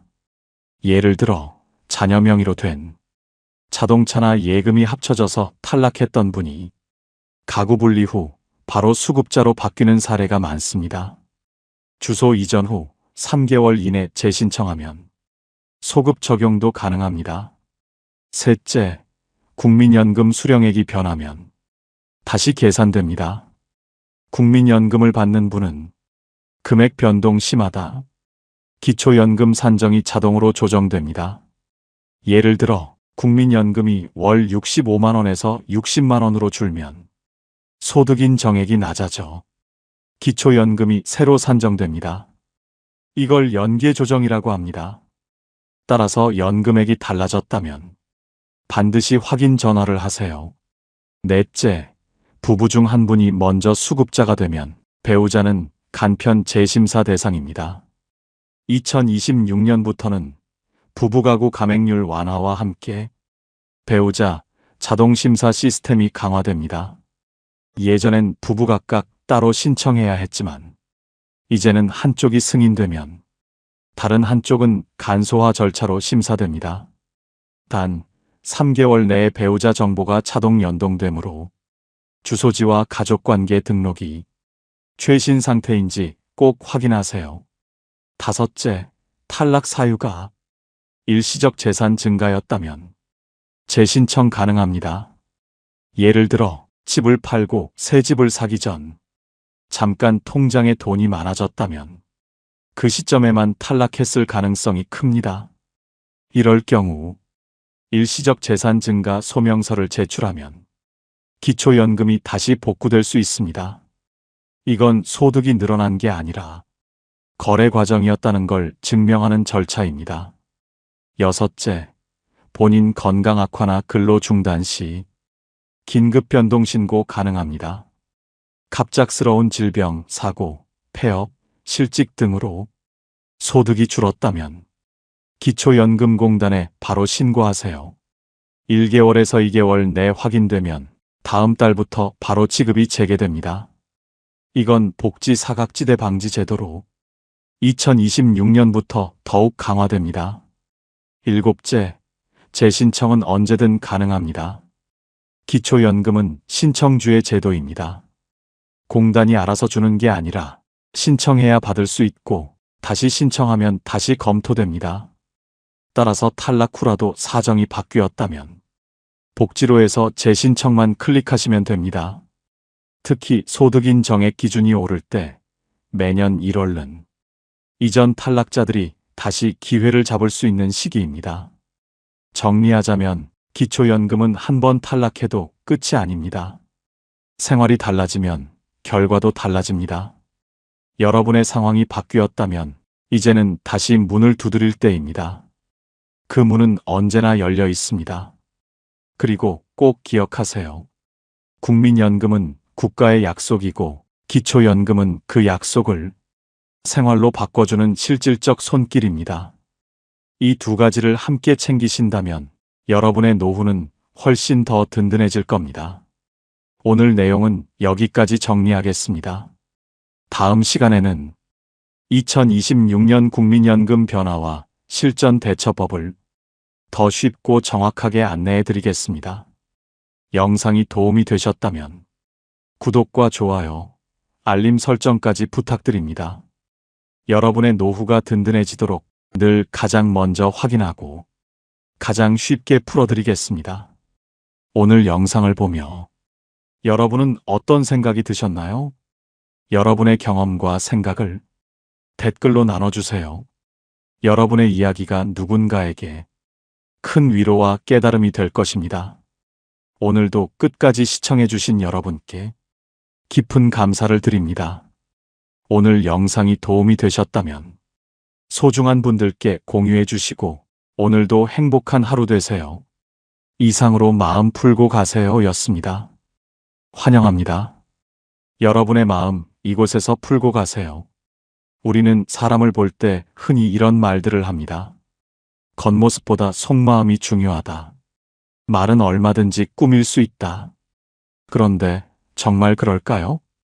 그 사람이 어떤 사람인지 과연 말이나 표정, 옷차림만으로 알 수 있을까요? 사실 진짜 그 사람의 본색은 말이 아니라 아주 조용한 곳에 숨어 있습니다. 바로 그 사람이 머무는 공간, 그리고 그 공간을 어떻게 정리하느냐에 적나라하게 드러나 있죠. 책상 위를 보면 그 사람의 생각이 보이고 가방 안을 보면 그 사람의 습관이 보이며 냉장고 속을 열어보면 그 사람의 심리가 날 것 그대로 보입니다. 우리는 흔히 정리정돈을 성격의 문제라고 생각합니다. 근데 아닙니다. 정리정돈은 곧 그 사람의 삶을 대하는 태도이자 자기 자신을 어떻게 대하는지 보여주는 잔인한 거울입니다. 오늘은 이 정리정돈 하나만으로 겉으론 멀쩡해 보여도 절대 가까이 하면 위험한 사람들, 반대로 곁에 두면 인생이 편안해지는 사람들, 그 둘의 결정적인 차이를 알려드리겠습니다. 주제가 마음에 드신다면 구독과 좋아요 눌러주세요. 여러분의 마음을 안아주는 좋은 컨텐츠로 보답하겠습니다. 그런데요, 정리정돈이 그 사람의 마음을 보여준다고 해서 정리를 잘하는 사람은 무조건 좋은 사람이라고 생각하시면 그건 조금 치명적일 수도 있습니다. 정리에도 함정이 있습니다. 겉보기엔 깔끔해 보여도 그 안에 더 복잡하고 불편한 본 모습이 은밀하게 숨겨져 있을 수 있습니다. 그래서 본격적으로 본성을 들여다보기 전에 먼저 이 두 가지 경고 사항부터 짚고 넘어가야 합니다. 이걸 놓치면 사람을 완전히 반대로 볼 수도 있으니까요. 주의점 첫 번째, 지나친 정리 강박은 통제욕의 또 다른 얼굴입니다. 처음엔 이렇게 보입니다. 늘 반듯하게 정리된 책상, 먼지 하나 없는 바닥, 옷장 안엔 색깔별로 정렬된 셔츠와 딱딱 맞춰진 옷걸이들. 와, 정말 깔끔하다. 부지런하고 자기관리가 철저한 사람 같죠? 근데 이런 생각 안 드셨나요? 너무 깨끗해서 오히려 숨 막힌다. 뭔가 불안하다. 사소한 것도 예민하게 굴 것 같다. 맞습니다. 정리가 지나치면요, 그건 깔끔함이 아니라 불안을 통제하려는 집착일 수 있습니다. 심리학에서는 이런 상태를 OCPD, 강박성 인격장애 성향이라 부릅니다. 즉, 외부 환경을 완벽하게 통제함으로써 자신의 불안을 조절하려는 방어 메커니즘인 거죠. 서울대학교 정신건강의학과 연구팀에 따르면 이런 강박적 정리 성향이 있는 사람들은 타인과의 갈등 빈도가 높고 자기 기준이 어긋나는 순간 극도의 짜증, 분노, 불신을 드러내는 경향이 있다고 합니다. 말하자면 정리는 잘하지만 사람은 받아들이지 못하는 경우가 많다는 뜻입니다. 예를 들어 컵 위치가 바뀌었다고 화를 내고 물건 하나 제대로 안 두었다고 깊은 한숨을 쉬는 사람. 그 사람은 정리를 잘하는 게 아니라 자기 세계를 지키기 위해 주변을 지배하려는 중일 수 있습니다. 그리고 무엇보다 섬뜩한 건 이런 사람은 어느 순간 사람도 통제하려 든다는 겁니다. 그건 거기 두는 거 아니지. 나는 항상 이렇게 해왔어. 왜 이렇게 정리를 못해? 정리를 명분으로 자기 방식과 틀을 상대에게 강요하기 시작하는 거죠. 정리정돈이 그 사람의 성숙함을 보여주는 지표가 되기도 하지만 반대로 과한 정리는 그 사람의 불안과 통제욕이 폭발하는 신호일 수도 있다는 것. 이걸 먼저 알고 들어가야 정말 중요한 걸 놓치지 않게 됩니다. 주의점 두 번째, 정리정돈을 안 하는 게 아니라 못하는 상태일 수 있습니다. 우리가 정리정돈이 안 된 공간을 보면 쉽게 이런 생각이 듭니다. 이 사람 게으른가? 자기관리가 엉망이네. 하지만요, 그건 보기엔 쉬운 판단이고 실제론 꽤 위험한 오해일 수 있습니다. 정리를 못하는 사람 중에는 정말 정리를 할 수 있는 심리적 여력이 바닥난 상태인 경우가 많습니다.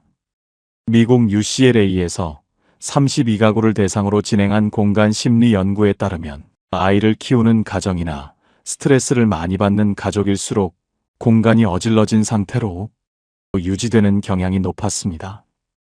그 이유는 단순합니다. 정리를 할 수는 있지만 지금은 그게 우선이 아닌 상태였기 때문입니다. 또한 심리학에서는 실행기능장애라는 개념이 있습니다. 우울감, 스트레스, 수면 부족 등이 누적되면 해야 할 일은 분명히 알고 있어도 실행으로 옮길 힘이 완전히 없는 상태가 됩니다. 그래서 어떤 사람들은 이렇게 말합니다. 치워야 하는 건 아는데 몸이 안 움직여요. 머릿속은 복잡한데 손은 마비된 것 같아요. 이건 게으름이 아니라 그 사람이 지금 얼마나 고갈되어 있는지를 보여주는 심리적 신호일 수 있습니다. 다시 말해, 어지러운 공간이 그 사람의 성격이 아니라 그 사람이 지금 감당하고 있는 삶의 짐일 수 있다는 거죠. 정리를 잘 못한다고 해서 그 사람의 가치를 함부로 판단하면 안 되는 이유, 여기 있습니다. 자, 이제 중요한 전제는 다 짚었습니다. 정리가 지나칠 때 생기는 덫, 그리고 정리를 못한다고 섣불리 판단해선 안 되는 이유까지. 그렇다면 이제 정리정돈이라는 행동 속에 숨어있는 본심들을 하나씩 살펴볼 차례입니다. 겉으론 평범해 보여도 정리 습관 하나로 그 사람의 성격, 감정, 인간관계 태도까지 벌거벗겨지는 경우가 많습니다. 이제부터 정리정돈으로 본성을 알 수 있는 5가지 결정적인 신호 하나씩 깊이 있게 알려드리겠습니다. 첫 번째, 버리지 못하는 사람은 감정도 못 놓는 사람입니다. 혹시 이런 집 가보신 적 있으세요?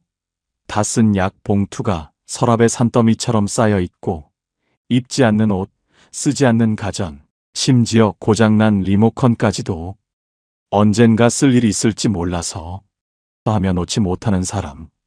처음엔 아끼는 성격이구나 싶지만 어느 순간 느껴집니다. 이건 절약이 아니라 병적인 집착입니다. 버려야 할 물건을 놓지 못하는 사람은요, 이미 지나간 감정도 움켜쥐고 사는 사람일 가능성이 높습니다. 심리학에선 이런 행동을 축적형 회피 성향이라고 부릅니다. 영국 런던 대학교 심리학 연구팀은 버리지 못하는 사람들의 심리를 분석했는데요. 공통적으로 물건의 감정을 이입하고 결정 내리는 걸 두려워하며 무언가를 잃는 걸 극도로 꺼린다는 특징이 있었습니다. 즉, 버리면 내가 뭔가 잘못하는 것 같고, 없애면 손해보는 기분이 드는 거죠. 하지만 진짜 문제는 그 뒤에 있습니다. 이런 사람은 감정도 그렇게 쌓아둡니다. 서운했던 말, 과거의 상처, 이미 끝났어야 할 인간관계까지. 몸은 현재를 살고 있지만 마음은 과거의 어질러진 기억 속에 갇혀 있는 거예요. 그 물건을 버리지 못하는 게 아니라 그때 그 감정을 아직 정리하지 못한 겁니다. 철학자 사르트르는 이런 말을 했습니다. 지나간 것을 버리지 못하면 다가올 것도 마주할 수 없다. 공간에 쌓인 오래된 물건은 새로운 것들이 들어올 자리를 봉쇄합니다. 그리고 마음도 마찬가지입니다. 버리지 못한 감정은 새로운 행복을 차단합니다. 물건을 쌓는 건 쉬워도 정말 어려운 건 비우는 일입니다. 그래서 진짜 중요한 질문은 이겁니다. 당신은 지금 무엇을 버리지 못하고 집착하고 있나요? 혹시 그 사람이 물건을 놓지 못하는 모습에서 당신에게도 불편하게 남아있는 무언가가 보인다면 그건 그냥 공간의 문제가 아니라 감정의 무게가 쌓인 삶의 악순환일 수 있습니다. 두 번째, 감정 조절이 안 되는 사람, 공간도 통제하지 못합니다. 프랑스 철학자 파스칼은 이런 말을 했습니다. 혼란스러운 삶은 정리되지 않은 내면에서 시작된다. 어떻게 보면 무서운 말이죠. 왜냐면 우리 대부분은 말이나 행동으로 자신을 꾸밀 줄 알거든요. 하지만 그 꾸밈이 절대 통하지 않는 곳이 하나 있습니다. 바로 자기 공간, 그리고 그 사람이 어떻게 그 공간을 다루는지입니다. 혹시 이런 사람 보신 적 있으신가요? 책상 위엔 택배 상자가 반쯤 뜯긴 채 방치되어 있고, 옷걸이엔 입담한 셔츠가 겹겹이 쌓여 있으며, 싱크대엔 며칠 전 그릇이 여전히 물에 썩어가고 있는 집. 물어보면 이렇게 말합니다. 요즘 좀 바빴어. 치우긴 해야 되는데 정신이 없네. 그런데요, 그건 단순한 게으름이 아닙니다. 그 사람 안에 정리되지 않은 감정과 심리, 즉 폭주하는 내면의 상태가 고스란히 공간에 투영된 겁니다. 독일 프라이부르크 대학교 심리학과 연구팀이 150명의 참가자를 대상으로 방해 정돈 상태와 심리적 안정감의 상관관계를 조사한 결과가 있습니다. 정리가 안 된 공간에 머무는 사람일수록 충동 조절 능력은 34% 낮고 불안 지수는 평균보다 41% 높게 나타났습니다. 왜냐고요? 인간은 자신의 감정을 감당하지 못할 때 외부 환경까지 무너뜨리게 됩니다. 결국 주변은 자신도 모르게 난장판이 되기 시작하는 겁니다. 심리학에서는 이것을 환경 투사 효과라고 부릅니다. 내면의 혼란이 외부 공간에 날 것 그대로 반영된다는 이론입니다. 말 그대로 공간은 마음의 잔인한 거울인 셈입니다. 미국의 심리학자 조너선 와일런드 박사는 이렇게 말했습니다. 지속적으로 정리를 못하는 사람의 뇌는 불안에 오래 노출되어 피로 상태에 가까운 구조로 변질되어 간다. 즉, 어지러운 환경은 단지 결과가 아니라 감정 피로의 신호이자 악순환의 늪이라는 뜻이죠. 만약 지금 누군가의 태도는 그럴싸한데 그 사람의 주변이 늘 어질러져 있다면 그건 그 사람의 감정이 정리되지 않았다는 아주 작고도 중요한 심리적 적신호일 수 있습니다. 그리고 반대로 혹시 지금 내 방, 내 책상, 내 가방이 어지럽다면 그건 감정 피로가 쌓였다는 내 마음의 신호일지도 모릅니다. 마음이 어질러졌을 땐 사람보다 공간을 먼저 보세요. 말보다 책상 위가, 표정보다 택배 박스가 그 사람의 진짜 얼굴을 말해줍니다. 세 번째, 지나치게 완벽한 공간, 감정을 숨기는 사람일 수 있습니다. 처음 이 집에 들어갔을 땐 감탄이 나옵니다. 와, 이건 거의 모델하우스인데? 냉장고 속 물건은 종류별로, 용도별로, 날짜별로, 줄 맞춰 군대식으로 정렬돼 있고 옷장은 색깔별, 계절별, 옷걸이 방향까지 완벽하게 맞춰져 있죠. 책상은 늘 깨끗하고 서랍엔 정리함이 딱 맞게 끼워져 있습니다. 심지어 핸드크림도, 볼펜도, 칫솔도 누가 잰 것처럼 정렬돼 있어요. 근데 소름 끼치게 말이죠. 그 완벽한 공간 안에서 사람이 전혀 느껴지질 않습니다. 말을 해도 반응이 냉정하고 감정 표현은 최소한으로 내가 무슨 말을 해도 벽에 대고 말하는 기분. 도대체 이 사람은 어떤 사람일까요? 이런 사람들에겐 공통적인 심리적 방어 기제가 하나 있습니다. 바로 완벽한 외부 질서를 통해 내부 감정을 봉인하는 것. 심리학에서는 이를 정서 회피형 완벽주의자라고 부릅니다. 미국 콜로라도 심리연구소에 따르면 이 유형은 주로 어린 시절부터 감정을 드러냈을 때 상처받은 경험이 반복적으로 있었던 사람들에게서 나타납니다. 그래서 이들은 말합니다. 감정은 드러낼수록 위험해진다. 정리는 나를 지키는 방패이다. 공간은 완벽해야 마음이 무너지지 않는다. 하지만 그 정리는 진짜 감정을 정리한 게 아니라 감정을 없던 일로 만드는 방식일 수 있습니다. 철학자 니체는 말했습니다. 진짜 강한 사람은 감정을 숨기는 사람이 아니라 감정을 품고 견디는 사람이다. 감정을 품지 못하고 그 대신 손에 잡히는 공간만 정리하는 사람. 사람은 잘 들이지 않고 물건만 줄 세워두는 사람. 겉은 완벽한데 속은 누구에게도 보여주지 않는 사람. 그 사람이 꾸민 집이 아니라 그 집이 그 사람을 대신 폭로해주는 겁니다. 여긴 정리돼 있어. 그런데 내 마음은 냉동시켜 둘게. 네 번째, 남 탓이 많은 사람일수록 공간 탓을 합니다. 혹시 이런 말 들어보신 적 있으세요? 치우고 싶긴 한데 요즘 시간이 없어서. 이건 내가 그런 게 아니고 애들이 매일 난장판으로 만들어놔서 그래. 난 원래 창의적인 스타일이야. 이 정도는 괜찮아. 처음엔 그냥 바쁜 사람이겠거니 아이 키우면 그럴 수도 있지 싶죠.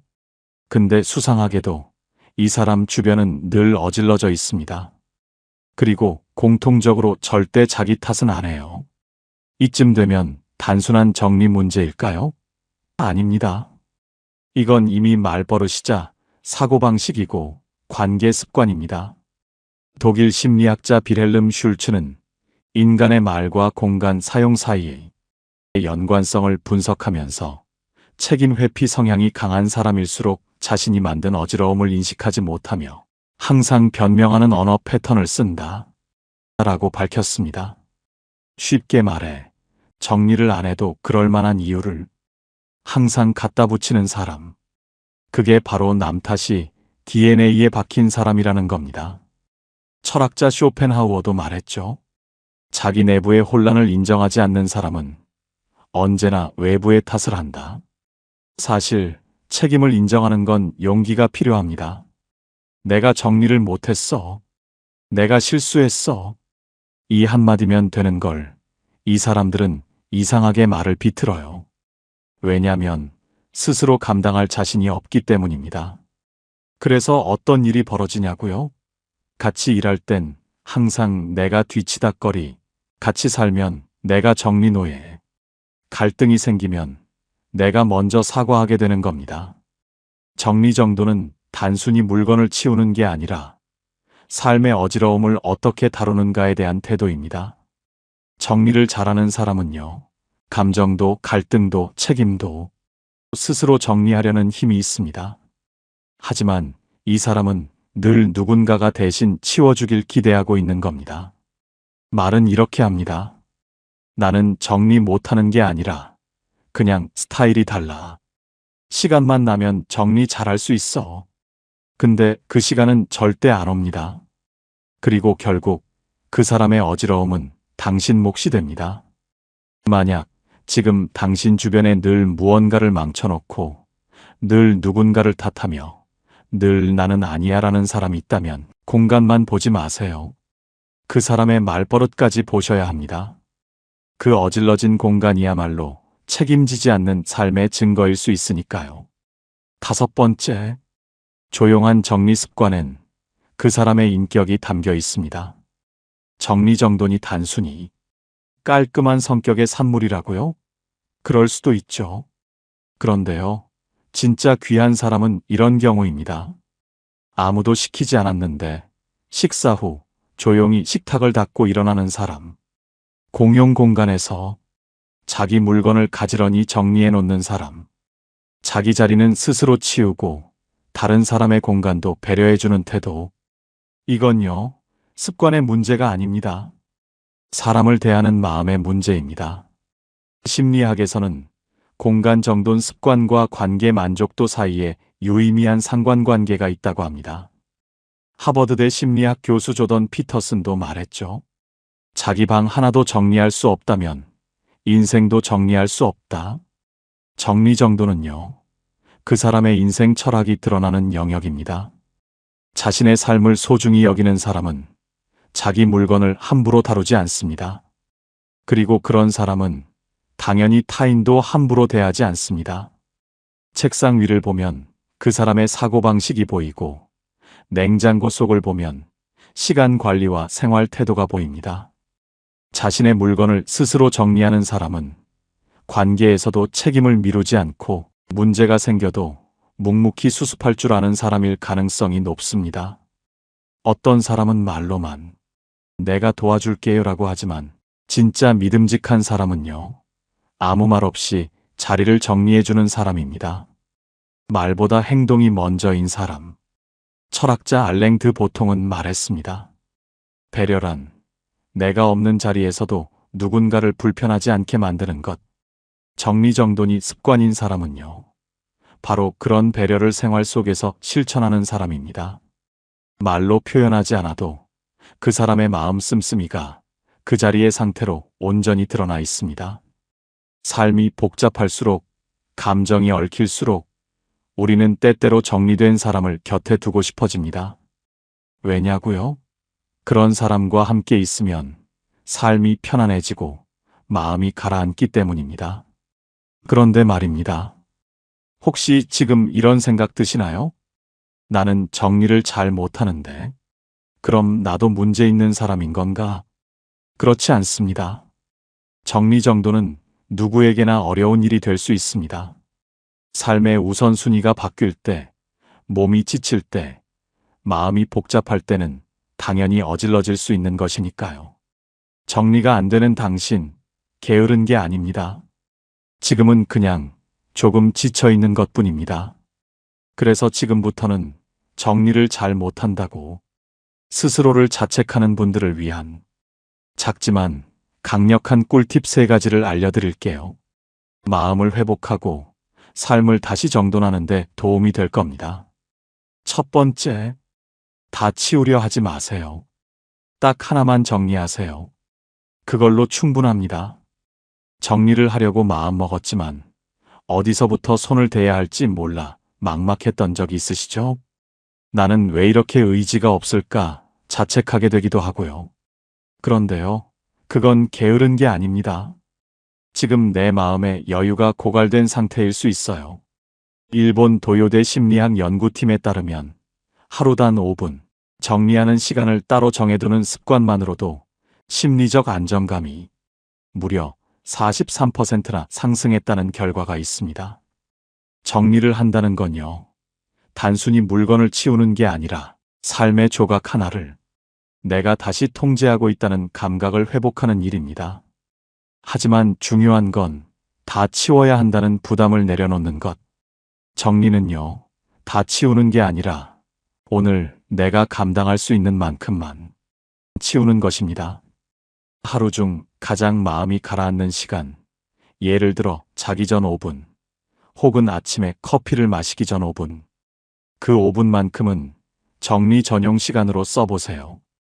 자기 전 침대 옆 서랍을 정리하거나 커피를 내리면서 식탁 위를 닦는 시간, 핸드백 안을 정리하면서 지갑 속 영수증을 꺼내는 그 몇 분. 그건 그냥 치우는 시간이 아니라 마음을 다시 다잡는 의식 같은 순간이 됩니다. 딱 한 칸, 딱 한 줄, 딱 한 번. 그걸 매일 반복하는 사람은 어느 날 문득 마음까지 정돈돼 있다는 걸 조용히 깨닫게 될 겁니다. 두 번째, 쌓아두지 마세요. 버려야 가벼워집니다. 버리는 건 아까운 일이 아닙니다. 지금의 나를 제대로 살아가게 만드는 해방입니다. 물건을 정리하는 순간 마음이 놀라울 만큼 가벼워지는 걸 느끼게 될 겁니다. 그런데 막상 버리려 하면 혹시 나중에 쓸지도 몰라. 이건 추억이 있는 건데. 이런 생각이 자꾸 발목을 잡습니다. 그래서 오늘 망설이지 말고 바로 버려야 할 것들 하나씩 짚어드릴게요. 안 쓰는 머리핀 하나, 어디서 받은 명함 하나, 볼일 없는 오래된 종이 쪼가리, 끊긴 볼펜, 짝 잃은 양말, 쓰다 남은 약 봉투, 맛없어서 안 먹는 차 티백, 내용 모르는 설명서, 예전 휴대폰 케이스, 안 맞는 리모컨, 꺼내 쓰지 않는 쇼핑백, 받았지만 입지 않는 선물 티셔츠, 이름 모르는 약통, 기억도 안 나는 수첩, 깨진 접시, 바닥에 늘 굴러다니는 건전지 하나, 마음 상했던 문자 캡처 화면, 나중에 꼭 읽자며 저장만 해놓은 기사 목록. 이 물건들은 이미 우리 삶에서 역할을 끝낸 것들입니다. 그 자리를 비워야 비로소 내 삶의 숨통이 트입니다. 정리는 단순한 청소가 아닙니다. 마음을 살피는 연습이고 나를 다시 선택하는 용기입니다. 철학자 에리히 프롬은 이렇게 말했습니다. 소유는 인간을 자유롭게 하는 것이 아니라 오히려 올가매게 만든다. 불필요한 것을 내려놓는 순간 내 삶의 중심이 또렷하게 드러나기 시작합니다. 세 번째, 정리는 물건을 치우는 게 아니라 내 동선을 다시 짜는 일입니다. 많은 분들이 정리를 해도 며칠만 지나면 다시 난장판이 되는 이유, 사실은 물건이 많아서가 아니라 동선에 맞게 정리가 안 돼서 그렇습니다. 일본 규슈대 연구팀의 실험에 따르면 노년층 100가구를 분석했을 때 물건이 많아도 동선이 정리된 집은 더 쾌적했고, 물건이 적어도 동선이 꼬인 집은 다시 금방 어지러졌다는 결과가 나왔습니다. 그렇다면 정말 깔끔한 집을 만드는 핵심은 무엇일까요? 바로 자주 쓰는 물건을 자주 쓰는 자리에 놓는 것. 이 단순한 원칙이 지켜지면 정리는 훨씬 수월해지고 유지도 쉬워집니다. 예를 들어 볼게요. 소파 옆에 신문, 리모컨, 안경이 늘 쌓여 있다면 그건 버릇이 아닙니다. 그 자리에 둘 수밖에 없는 생활 동선의 결과입니다. 해법: 소파 옆에 작은 바구니나 수납함을 두고 신문과 리모컨을 거기 넣어두세요. 자리를 정해주는 순간 정리는 시작됩니다. 식탁 위에 약봉투와 영수증이 항상 놓여 있다면 그건 게을러서가 아니라 약을 먹는 자리에 약통이 없어서입니다. 해법: 자주 먹는 약은 작은 트레이에 담아 식탁 옆 서랍이나 찬장 앞쪽에 정해진 자리를 만들어주세요. 현관 앞에 택배 박스가 며칠씩 놓여 있다면 그건 정리 못하는 게 아니라 박스를 옮길 경로가 없기 때문입니다. 해법: 택배를 잠시 둘 수 있는 중간 거점 공간을 만들어 두세요. 현관 옆 바구니, 베란다 앞 빈 상자, 작은 이동 카트도 좋습니다. 이처럼 물건을 버리는 일보다 제자리를 만들어주는 일이 훨씬 더 중요한 정리 습관입니다. 그리고 하나 더 중요한 사실. 정리는 위치에도 기준이 있습니다. 다음 3가지 정리 기준 꼭 기억해 두세요. 자주 쓰는 물건은 눈높이, 손이 닿는 곳에, 복용 중인 약, 안경, 자주 쓰는 접시나 물컵.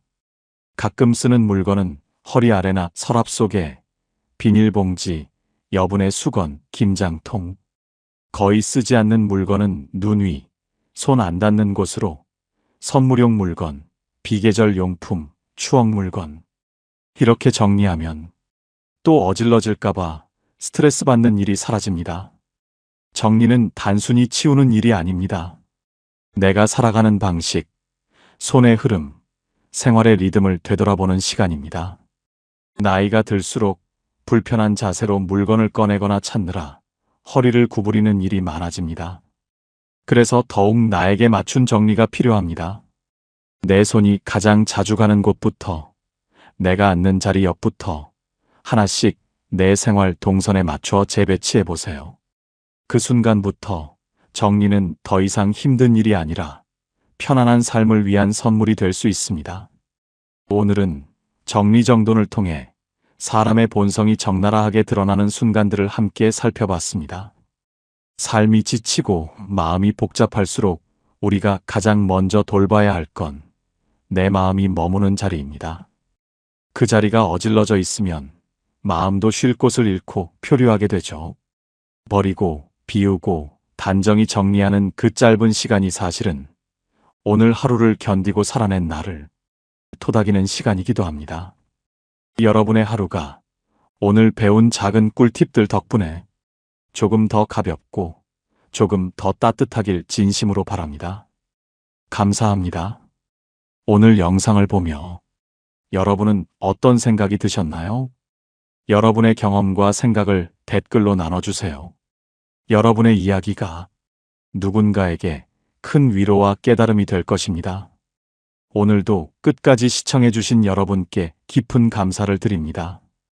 오늘 영상이 도움이 되셨다면 소중한 분들께 공유해주시고 구독과 좋아요로 저를 응원해주세요. 여러분과의 소중한 연결이 저에게 큰 힘이 됩니다. 오늘도 행복한 하루 되세요. 이상으로 마음 풀고 가세요 였습니다.